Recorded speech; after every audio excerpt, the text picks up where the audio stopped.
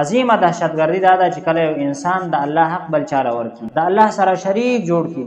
دغه رنګې د رسول الله صلی الله علیه وسلم د اطاعت نه یو کس خروج وکړي، د رسول الله صلی الله علیه وسلم د سنتو نه انکار کوي، دغه ته عظیمه دهشتګردي ویلی کېږي. او دغه صفت چې په چا کې راغی د عظیم دهشتګردي. دهشتګردي هم دغه ده چې د معاشرې نه امن اوچت شي، د معاشرې نه سکون اوچت شي، د انسان زړه ته اطمینان نه وي، دغه دهشتګردي ویلی کېږي. او د انسان د زړه نه سکون چې پاسي، د انسان د زړه نه سکون چې ختمیږي، د معاشرې نه امن او امان او سکون چې ختمیږي، د هغې د زوال دپاره اولنی سبب هغه شرک دی.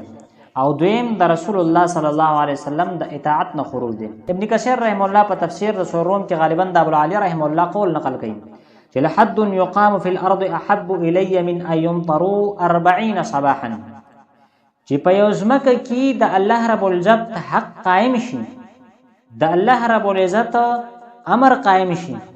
دا ماته دې خبر نه ډېر فایدمن اخکاري چې په دغه کلیوالو باندې، په دغه ځمکوالو باندې څلوېښت ورځې مسلسل باران وشي. مطلب دا چې د باران سره فواید هغه ډېر عام کېږي، خو د یو حد د وجې نه چې کومه فایده عامه کېږي، معاشرې ته کم سکون او اطمینان حاصلیږي، هغه سکون هغه فایده په دومره بارانه کې نشته دی. نن سبا هر تن وایي معاشره کې امن نشته، په ملک کې امن نشته، زړه ته سکون نشته دی.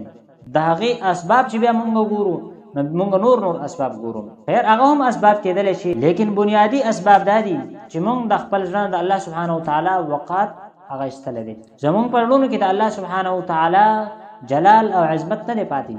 دغه رنګې د رسول الله صلی الله علیه وسلم د اطاعت نه مونږ خروج اختیار کړی، نو د دې د وجې نه معاشره خرابه، دغه رنګې ملک خراب، نظام ګډوډ روان، سکون او اطمینان چاته نشته دی.